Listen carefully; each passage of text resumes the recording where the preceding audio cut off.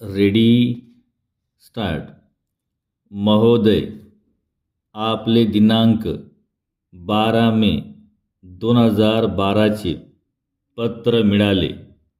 आपल्या कंपनीच्या संचालक मंडळाने जाहीर केलेल्या 2011-12 चा लाभांशाचा दर फारच कमी आहे अशी तक्रार आपण आपल्या पत्रात केलेली आहे. आपल्या कंपनीने त्यासाठी पुढील प्रमाणे उत्तर देण्यास मला सांगितले आहे. म्हणून आपल्या माहितीसाठी खालील खुलासा करीत आहे. परिच्छेद. कंपनी कायद्यानुसार कंपनीला झालेल्या नफ्यापैकी काही रक्कम वेगवेगळ्या निधीत व खात्यात जमा करावी लागते.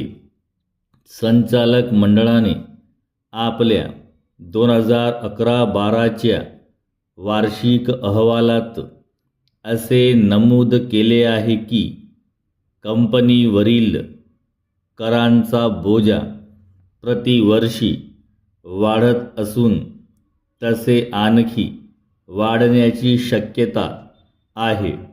त्यासाठी नफ्याचा काही भाग कर निधीत व इतर खात्यात जमा करणे आवश्यक आहे.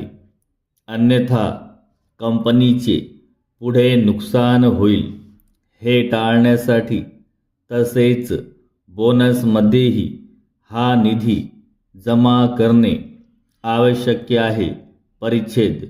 आपणास कल्पना आहेच की कामगार संघटनेशी झालेल्या लेखी करारामुळे गेल्या 2 वर्षात कामगार व कर्मचाऱ्यांच्या वेतन व भत्त्यात तसेच बोनसमध्येही बरीच वाढ झालेली आहे. त्यामुळे कंपनीचा खर्चही वाढलेला आहे. याची आपल्याला जाणीव असेलच. वरीलप्रमाणे वाढ करणे अपरिहार्य असे होत अन्यथा संप, टाळेबंदी व उत्पादनात घट हे दुष्परिणाम कंपनीस सोसावे लागले असते. आपल्या कंपनीची आर्थिक स्थिती मजबूत राहावी तसेच भविष्यकाळात भागधारकांना त्यांच्या गुंतवणुकीवर योग्य लाभांश मिळावा या उद्देशाने नफ्यातून बरीच मोठी रक्कम राखीव निधीत जमा करण्यात आली आहे. परिच्छेद. दिनांक 25 ऑगस्ट 2012 रोजी होणाऱ्या 2011-12 आर्थिक सर्वसाधारण सभेत लाभांशाचा दराबाबत संचालक मंडळाचे अध्यक्ष अधिक स्पष्टीकरण करणार आहेत.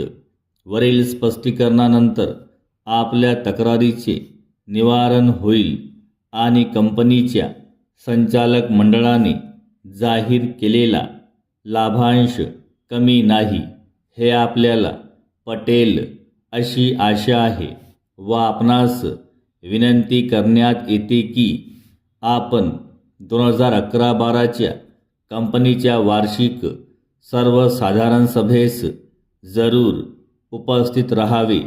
ही विनंती आपला विश्वासू